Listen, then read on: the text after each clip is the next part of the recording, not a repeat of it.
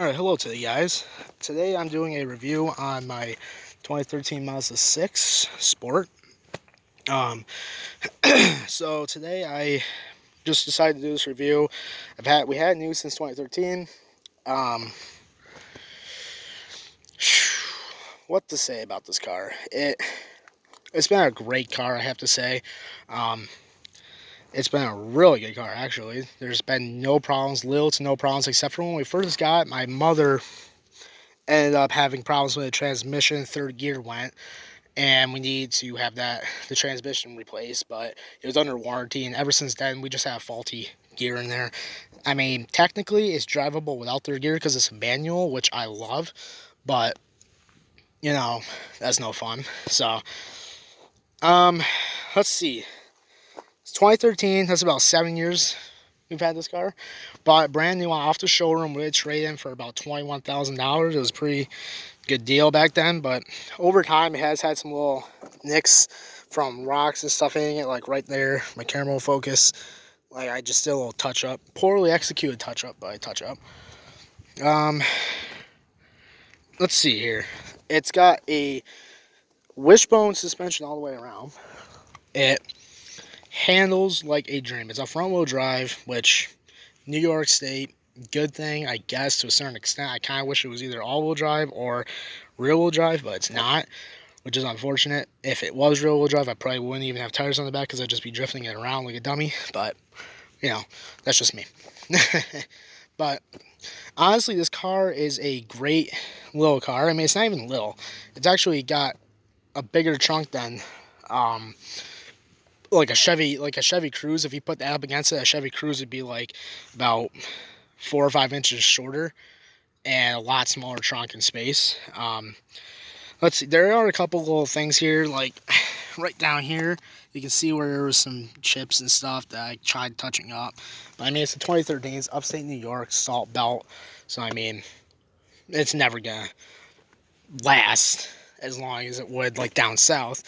You can see like little spots right here, but that's nothing. um there was one thing that did happen in the car about 2 months ago.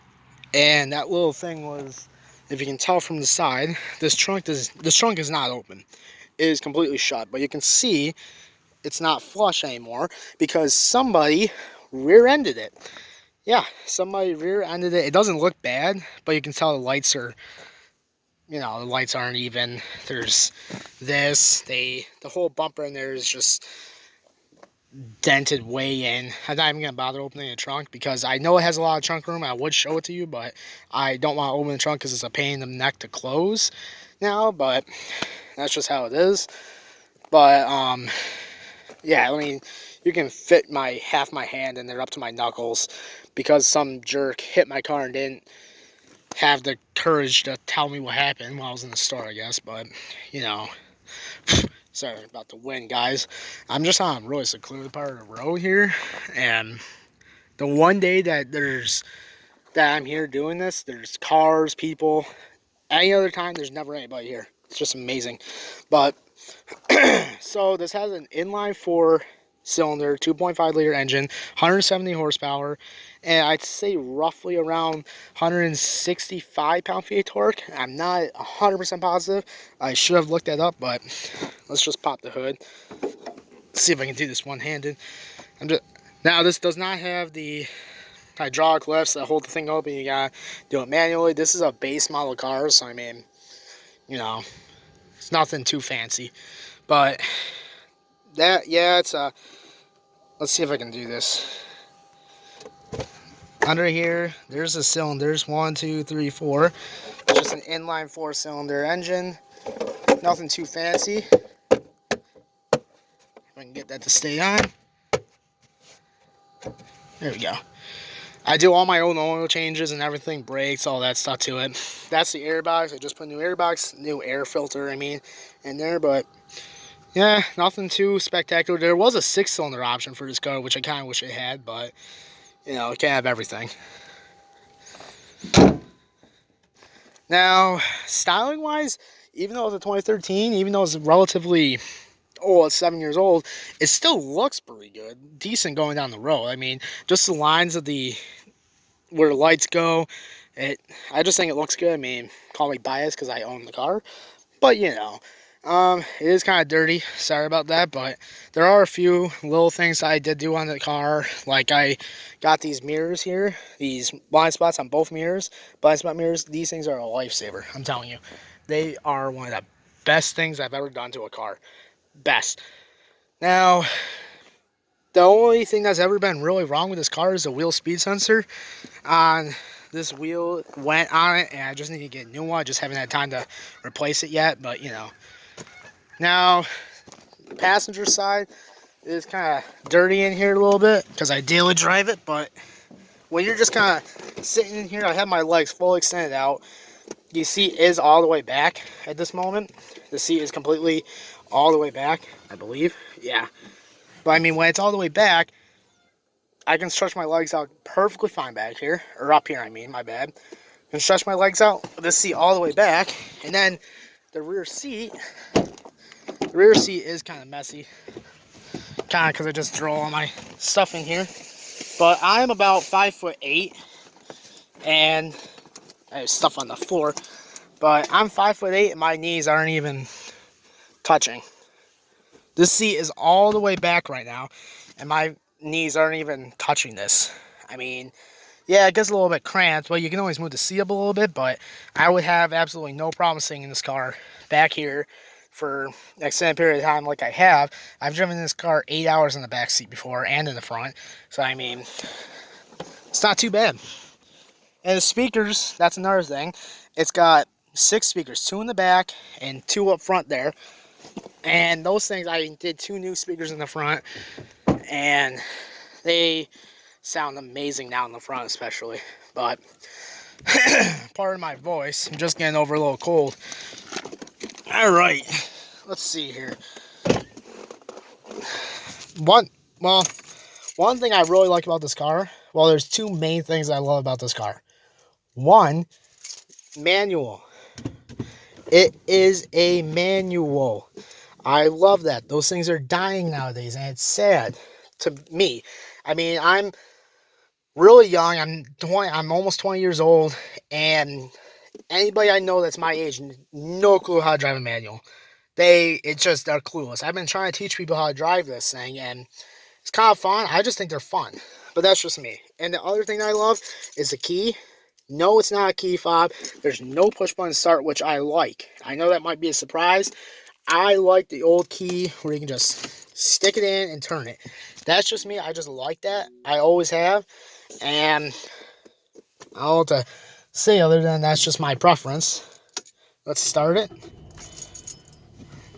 And it's just very quiet. I mean, it's very quiet. I do have the air on. But the reason these lights on here are on is just because I have a wheel speed sensor. Like I don't know if I mentioned that or not, that I have to replace. But other than that, as soon as it's saying, there's no problems with that. This is just a warning for the wheel speed sensor. All cars have that.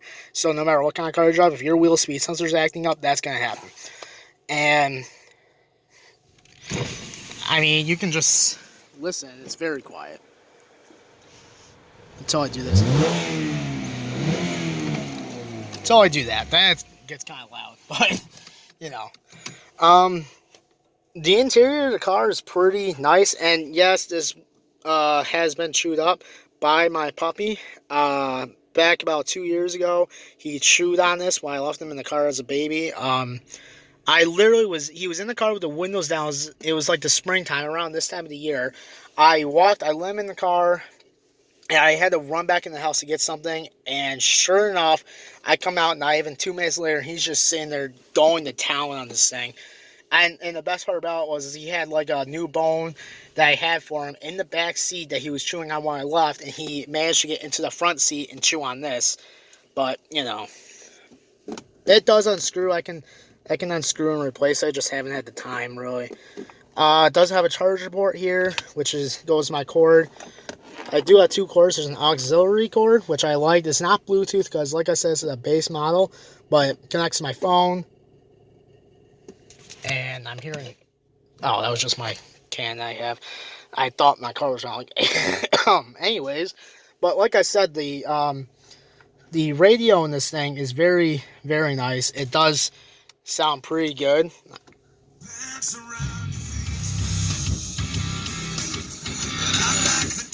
Yeah, so I don't want to have copyright issues with that, but it does sound really good.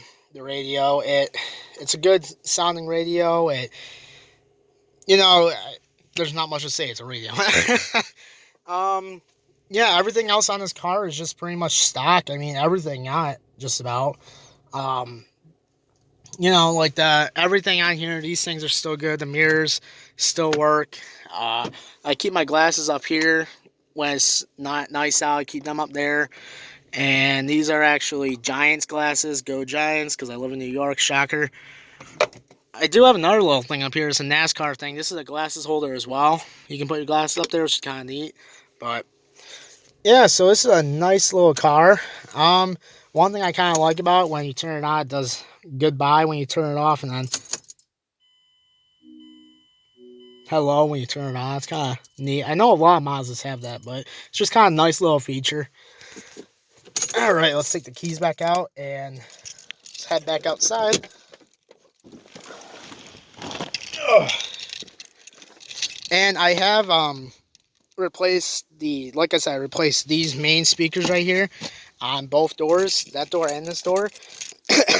And I'm telling you, getting these things off, you gotta take this entire door panel off, and then you gotta like go up under here to get to the speaker, and then this is a little speaker that you can replace as well. But it's kind of annoying trying to get these speakers replaced because it's just a pain in the neck. You usually have to have somebody hold the door unless you got 4 arms, but I don't think that's a thing.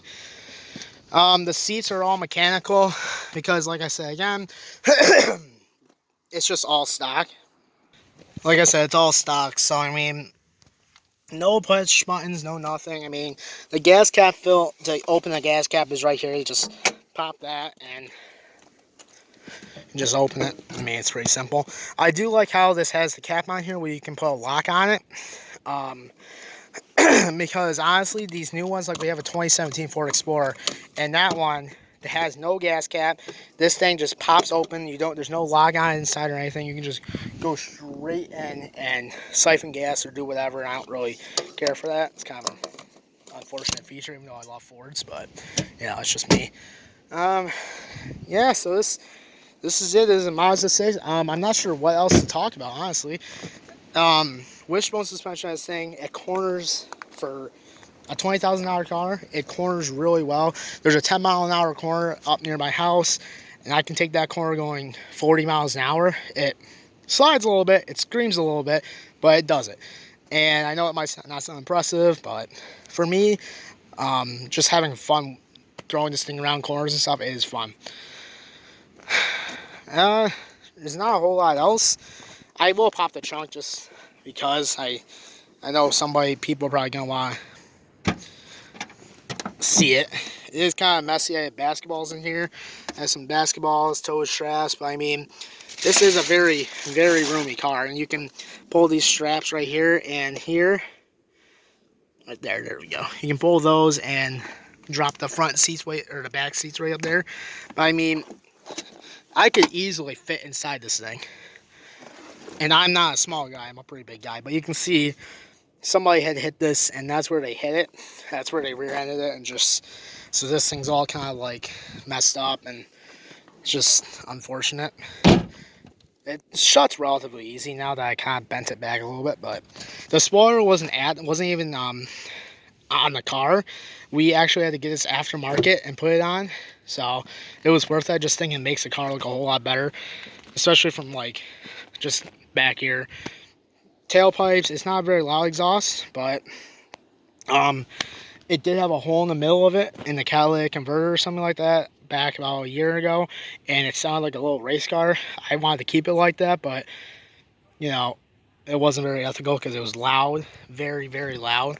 It was essentially straight piped at that point because the whole entire exhaust was broken. Mostly because in the winter here, driveways like my grandmother's, there's like a big hump in the middle of it. So if your car isn't high enough, it'll scrape on the entire driveway. And we were driving up her driveway, got a running start to get up the driveway before it was plowed, and all of a sudden you just heard this scraping noise and then a clank, and the exhaust was like busted in because of the salt up here. The salt really does a number on that stuff. So yeah, this is a great little car. Not sure what else to really say about it. Other than, man, this traffic is terrible through here. The one day I'm here filming, and there's been at least 20 cars that go by. You could sit here for the entire day on normal day, and it just would. You may be lucky to see 2 cars go by, and I've seen like 20 cars, like 3 different people. It's just ridiculous. It's kind of annoying, but oh well. Now I am going to just hop back inside for a minute.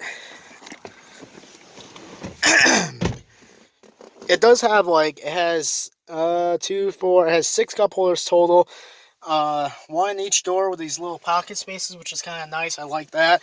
2 right here, and the nice thing about this, I can close that if I have something in there, like my little speaker I have right there, or my wallet. I can close that in here, and if I can just get that open, I can put this right here in a cup holder. It fits perfectly in there. I can even put my wallet right there, just like that, and then close that up, and nobody will be any the wiser that it was even in there if I had the doors locked, which is nice. But you know, I don't usually leave that stuff in here unless, I'm only getting out of the car for like half a second. But I am going to drive it really quick and show you guys. I don't really have a way of mounting my camera as of right now in this car, which is relatively unfortunate, but I'm so good at driving a manual, I can drive it one-handed. That is right, I can drive a manual one-handed. I am so braggy. But, and when you turn your lights on, it kind of gets like this nice reddish glow, and that gets brighter, dimmer when you have your lights on, which is kind of nice. And up here, you can adjust the brightness. You can turn it way down. I'm not sure how well that comes out. And it makes a clicking noise when it's as bright as it'll go. But there goes the 21st card I've just seen, or something like that. Anyways, so let's just take this for a quick little drive. I'm going to try and get my belt on one-handed here because safety first. It's not as much safety.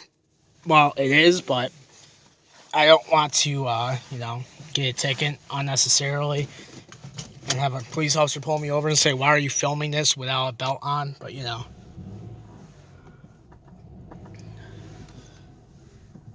let's see here.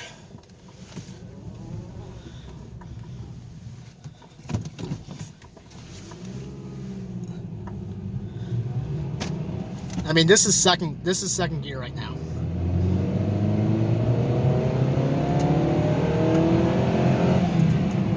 I mean, you can tell it has pretty good pickup. I mean, honestly, it does have good pickup, and I'm just on like a back road. There's that person jogging that went by earlier. Don't want to get them on camera, but it's a great little car. It really is. Even with the manual, it's nice, smooth shifting once you get used to it. But it rides really smooth, not too loud. I mean, the roads are wet, so I mean, you can't really even hear anything, especially when I have music blasting, but,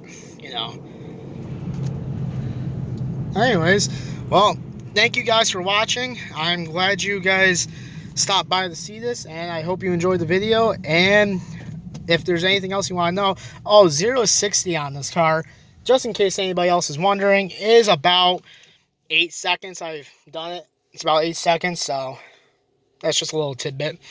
Anyways, if you have any questions, let me know in the comments, and I will be doing more reviews. If you want something else I left out of the video, let me know, and I'll be sure to do it. Thank you guys, and have a good day.